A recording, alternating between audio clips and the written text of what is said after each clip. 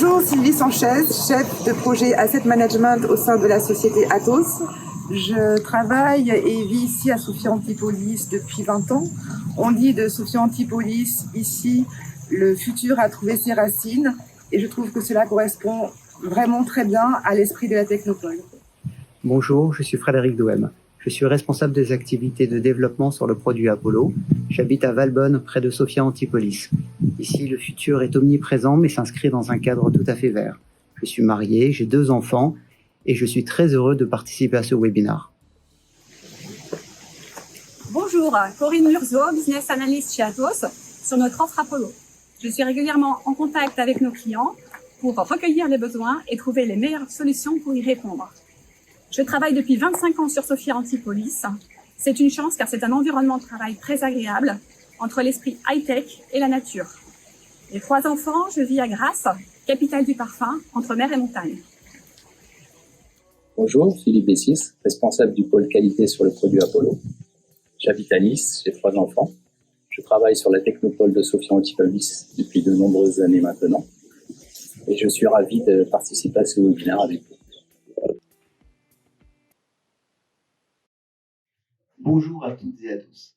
L'équipe d'Apollo Asset Management et moi-même sommes ravis de vous accueillir au sein de nos locaux pour notre premier webinaire consacré aux investissements durables et responsables et comment notre solution Apollo va permettre d'accompagner les gérants dans leur stratégie et choix d'investissement. Pour ceux qui ne sont pas familiers avec Apollo, nous proposons une offre financière destinée à accompagner quotidiennement les gérants dans la gestion de portefeuille.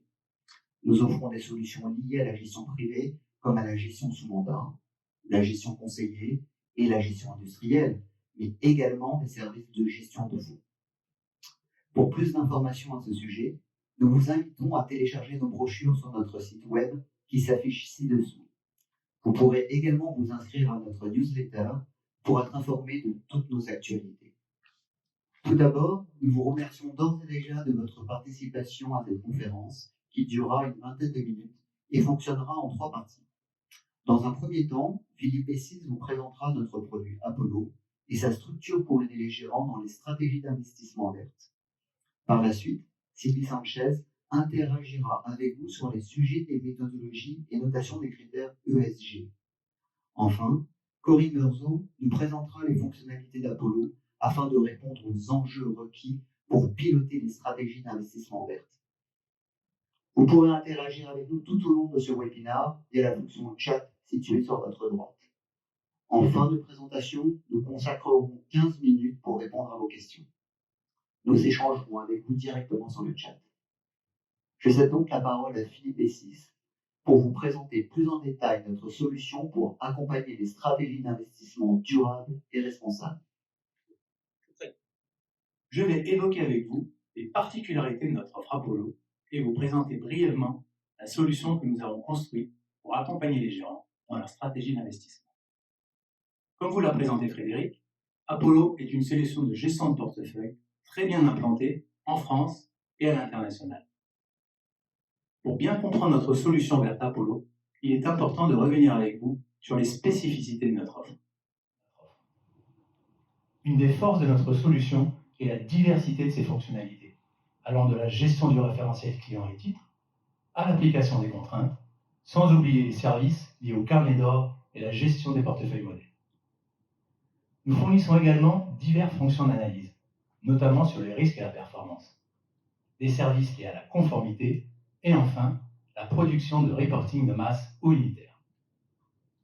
Notre équipe accompagne depuis de nombreuses années les établissements financiers dans la gestion de leurs actifs. C'est donc pourquoi nous faisons évoluer régulièrement notre offre en fonction de l'actualité et des nouvelles réglementations. Et depuis plusieurs mois maintenant, nous nous concentrons sur ce type d'investissement. Pour mieux comprendre ce choix de notre part, il est important de quantifier l'importance des enjeux éco-responsables chez les épargnants et les gestionnaires. Selon une étude AMF effectuée en 2020, les Français déclarent prendre de plus en plus en compte les enjeux du développement durable dans leur choix d'épargne. Le marché des fonds ISR et les investissements qui intègrent les critères environnementaux, sociaux et de gouvernance sont actuellement en plein essor dans la gestion des portefeuilles des clients. l'intégration des indicateurs ESG dans l'investissement financier est donc devenue incontournable. C'est pourquoi nous mettons au point une solution d'accompagnement de ces stratégies. Cette thématique implique dans un premier temps d'accompagner le gérant dans sa stratégie d'investissement. Il doit trouver tous les outils qui lui permettent d'accéder rapidement aux informations ESG, comme l'intégration des indicateurs ESG, des fonctions d'aide à la décision en matière d'investissement ESG, des fonctions de contrôle et de reporting, ou des services d'édition automatisée de rapports de gestion. En résumé, la mise en place d'une stratégie d'investissement responsable et durable peut se décliner de diverses manières dans notre application. Le but étant d'offrir un maximum d'outils pour faciliter le travail des gérants et ainsi répondre aux besoins des clients finaux. Merci Philippe pour cette présentation de notre offre. Il est vrai que les épargnants ont de plus en plus à cœur ces investissements sociaux, responsables, sans pour autant négliger l'importance des performances et rendements de leur investissement. Alors, avant d'approfondir sur cette problématique liée à la formation et l'application de ces stratégies durables, je vous propose de faire un petit récapitulatif historique sur ces investissements responsables, leurs évolutions et pourquoi donc aujourd'hui on a un accroissement de ces investissements. Traditionnellement, on fait remonter l'origine des investissements éthiques aux années 20 aux États-Unis. Les Quakers, sociétés religieuses, veillent alors à ne pas investir dans des sociétés considérées comme immorales, qui œuvrent dans les domaines de l'alcool, du tabac ou des jeux. Mais c'est vraiment dans les années 70 que les premiers produits de placement faisant une large place aux critères extra-financiers apparaissent aux États-Unis. Le premier fonds éthique accessible au public, le Pax World Fund, outre les valeurs du péché, exclut les entreprises en lien avec l'armement ou les entreprises proches du gouvernement apartheid en Afrique du Sud. Puis, au début des années 90, nous voyons apparaître l'intégration de facteurs extra-financiers dans la valorisation des entreprises. Et la notion de développement durable vient peu à peu compléter la vision éthique. Cette prise de conscience du monde financier se fait donc l'écho de nouvelles préoccupations commerciales, comme le commerce équitable, l'économie solidaire, l'entreprise citoyenne, etc. Dans le contexte de crise sanitaire que nous connaissons actuellement, et qui appelle à se tourner vers une relance verte, le secteur extra-financier dans son ensemble montre une volonté et tend à se diriger vers des investissements et une gestion d'actifs de plus en plus durables, en accord, entre autres, avec les 17 objectifs de développement durable de l'ONU et l'accord de Paris sur le climat. Je laisse donc la parole à Sylvie, qui va nous informer sur la situation actuelle de ces investissements, les problématiques liées à leur notation.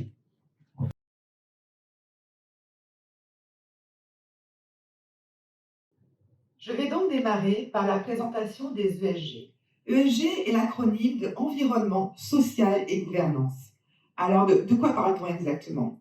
En fait, c'est un système de notation de critères extra-financiers concernant les actions, les obligations, les ETF, etc. Différentes parties prenantes travaillent depuis les dernières années à structurer le marché. Parmi les acteurs, nous avons les organes régulateurs mondiaux et locaux qui se sont emparés du sujet et travaillent en faveur de l'adoption de standards ESG. L'objectif étant d'arriver à une harmonisation des référentiels et à une convergence des pratiques. Au niveau international, on voit la Commission européenne qui travaille depuis plusieurs années sur ces sujets. Citons par exemple la taxonomie européenne, qui fait partie des bases du plan d'action européen pour une finance durable. Son objectif est d'harmoniser la définition du terme « activité verte ». Elle propose de définir une terminologie commune et des critères communs. À terme, son ambition est de diriger les flux d'investissement vers des activités sobres en carbone qui contribueront à décarboner l'économie. Du point de vue de l'investissement, la taxonomie européenne définit la méthodologie et les exigences techniques minimales applicables aux indices qui permettront d'orienter le choix des investisseurs. Un des objectifs est la standardisation des exigences en matière de publication d'informations auxquelles seront soumis les fournisseurs d'indices de référence pour les facteurs ESG. Concrètement, cette nouvelle réglementation créerait deux nouvelles catégories d'indices de référence, dits indices bas carbone. Une catégorie d'indices de référence de transition climatique et une catégorie d'indices de référence spécialisés permettant d'aligner les portefeuilles d'investissement sur l'objectif de l'accord de Paris. Au niveau national, nous avons l'AMF qui contraint les grandes entreprises et les sociétés de gestion à publier des reportings extra-financiers. Depuis 2017, en France, la loi sur la transition énergétique pour la croissance verte impose aux investisseurs institutionnels la production de rapports extra-financiers destinés aux épargnants. Ces mêmes obligations sont imposées aux entreprises de plus de 500 salariés par une directive européenne. C'est notamment sur la base de ces informations contenues dans ces reportings que s'appuient les agences de notation pour évaluer le scoring ESG d'une entreprise. Si on regarde les agences de notation aujourd'hui sur le marché, il existe environ 135 agences de notation produisant des indices, des rangs et des notations de la performance ESG d'une entreprise ou d'un fonds, qui permettent de noter plus de 50 000 entreprises. Parallèlement, les sociétés de gestion développent leurs propres indicateurs. La problématique soulevée ici est l'accès aux données extra-financières, qui apparaît peu aisé compte tenu de la multiplicité des documents utilisés par les entreprises. La disparité des données et des supports n'est pas de nature à répondre à la demande croissante d'informations émanant des agences de notation. Dans cette logique, la notation, le score ESG d'une même entreprise peut donc varier en fonction de l'angle d'analyse des données. Depuis janvier, nous assistons à de grandes manœuvres pour une homogénéisation du reporting extra-financier. Nous pouvons citer les grandes manœuvres qui ont commencé à la rentrée, tant en Europe qu'aux États-Unis, ainsi qu'au Royaume-Uni. Les 5 organisations mondiales de conseil qui guident aujourd'hui les entreprises en matière de reporting financier et extra-financier viennent d'annoncer un projet commun pour établir ensemble des axes de travail. Ceci devrait donner accès à une information publiée, plus intégrée et plus transparente. En parallèle, BlackRock plaide en faveur d'une convergence des normes de reporting afin d'établir une approche mondiale. L'Europe et l'AMF travaillent aussi à créer un cadre réglementaire européen pour les fournisseurs de notation. Parallèlement à la considération des scores ESG, nous trouvons de plus en plus de labels venant compléter les informations extra-financières des sociétés. Nous pouvons citer le label ISR, label créé en 2016 pour les fonds français. Nous pouvons aussi citer le label Greenfin, Finansol, etc. Il va falloir être capable de fournir de nombreuses données et outils pour accompagner les gérants dans les stratégies d'investissement, un principe qui est déjà très présent dans la solution Apollo. En Philippe, la présence de panels d'indicateurs ESG intégrant différents fournisseurs va prendre tout son sens. Notre solution va permettre à la société de gestion de contrecarrer ces problématiques autour des écarts de notation. On va être en mesure de leur donner accès aux différents indicateurs des différentes agences de notation sur ces actifs. En élargissant les données brutes auxquelles ils ont accès, on va pouvoir les aider à faire un choix plus objectif et correspondant parfaitement à leur vision des stratégies d'investissement durable. Effectivement, cette possibilité d'accès aux notations va impacter les stratégies d'investissement des sociétés de gestion. Et c'est pourquoi, toujours dans cette idée de faciliter le travail des gérants sur ces stratégies-là, il faut être en mesure de construire une offre aux multi-bénéfices. Une solution qui non seulement va permettre de répondre aux problématiques actuelles, mais aussi une offre qui va être capable d'anticiper les enjeux de demain.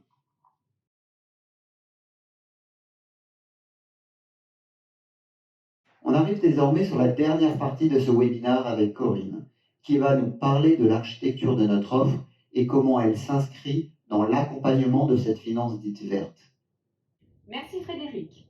Je vais maintenant vous présenter comment notre offre Apollo peut répondre concrètement à tous ces enjeux.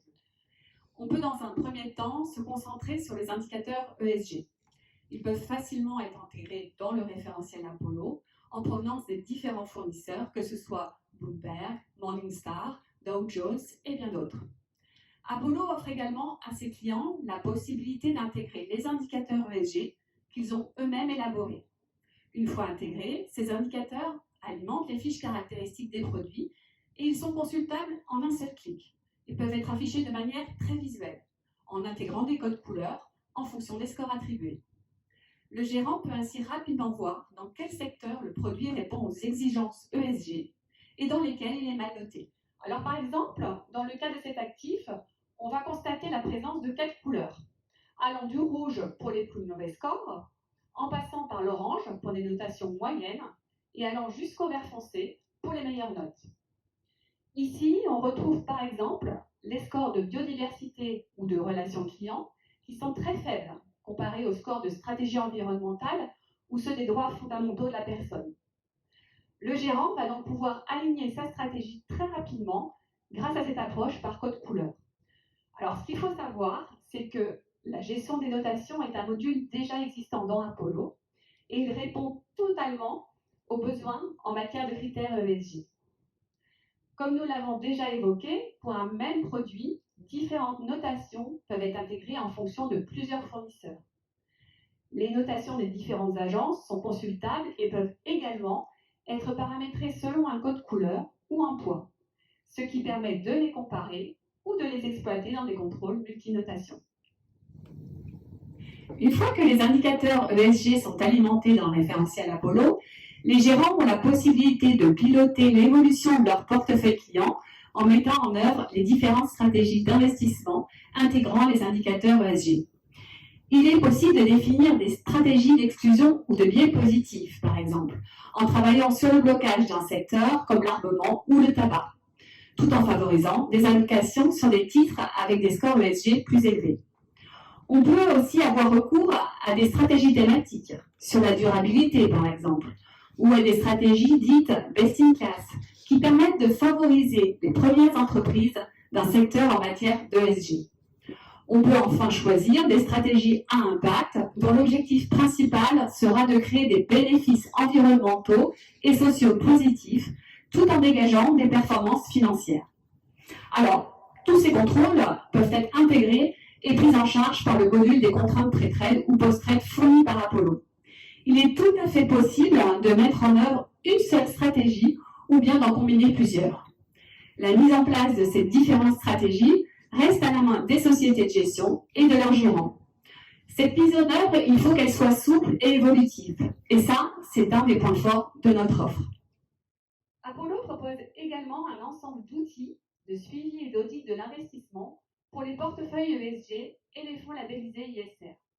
Nous avons par exemple un tableau de bord personnalisable, également appelé portail gérant, qui affiche les alertes détectées sur les portefeuilles clients.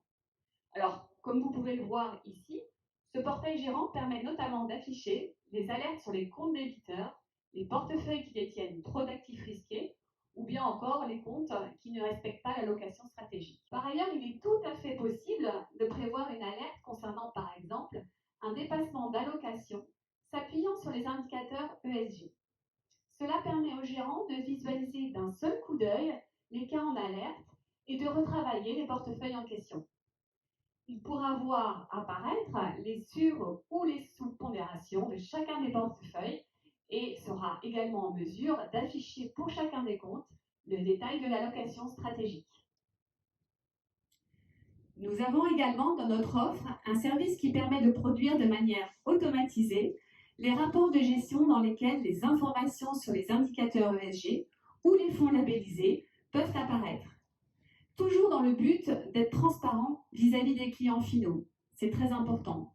D'ailleurs, la fonction de reporting de masse ou unitaire est centrale dans l'outil et elle s'adapte aux évolutions comme les nouvelles exigences en matière de responsabilité environnementale, sociale et de gouvernance. Alors évidemment, il est important de souligner que l'investissement responsable n'exclut pas l'exigence de performance. Il existe dans Apollo un module spécifique qui permet de suivre, calculer et comparer les performances et les attributions des portefeuilles et des fonds ESG. Pour cela, un ou plusieurs fonds, portefeuilles ou benchmarks de référence sont utilisés afin d'évaluer la performance des portefeuilles clients. Pour conclure, je dirais que l'outil de gestion est vraiment central dans la mise en œuvre des stratégies d'investissement durables et responsables. Il doit non seulement détecter les cas hors normes, qui ne seraient pas dans le respect des critères ESG, mais il doit également rendre transparentes toutes ces données extra-financières au travers du suivi et du reporting client. Nous pensons que renforcer le dialogue entre les entreprises et les investisseurs est un enjeu essentiel. Nous souhaitons donc donner aux sociétés de gestion les bons outils pour relever ce défi. Les enjeux d'une transition vers une finance plus responsable sont nombreux et notre offre permet d'ores et déjà d'y répondre. L'arrivée de la finance bleue, c'est-à-dire les énergies marines et renouvelables, ou encore la finance solidaire, qui contribue à la réalisation d'opérations économiques, présente une réelle valeur ajoutée à la fois pour l'humain, la culture et l'environnement. Les fonctionnalités Apollo permettent d'appliquer ces nouveaux modèles qui vont nécessiter un contrôle précis et pertinent. Nous avons des outils performants qui permettent d'assister les gérants dans leur stratégie. Il ne faut pas non plus négliger l'importance du big data, ni l'intelligence artificielle qui permettent notamment de compléter les données manquantes des reportings extra-financiers. C'est donc dans cet esprit que nous continuons régulièrement à faire évoluer nos solutions afin qu'elles répondent aux besoins et enjeux du présent, tout en s'intéressant aux évolutions du futur. Ceci conclut notre webinaire sur la thématique des investissements durables et responsables. Merci à Corinne, Philippe et Sylvie pour votre participation et merci à vous pour votre présence. Alors, comme nous l'avons indiqué en début d'émission, nous sommes dès à présent disponibles pour répondre à toutes vos questions via le chat. Nous vous invitons également à nous suivre sur LinkedIn. Notre page s'affiche ci-dessous. Et pour être informé de nos dernières actualités, n'hésitez pas à vous inscrire à notre newsletter sur notre site web via le lien ci-contre. Merci à vous tous et à très bientôt sur nos réseaux.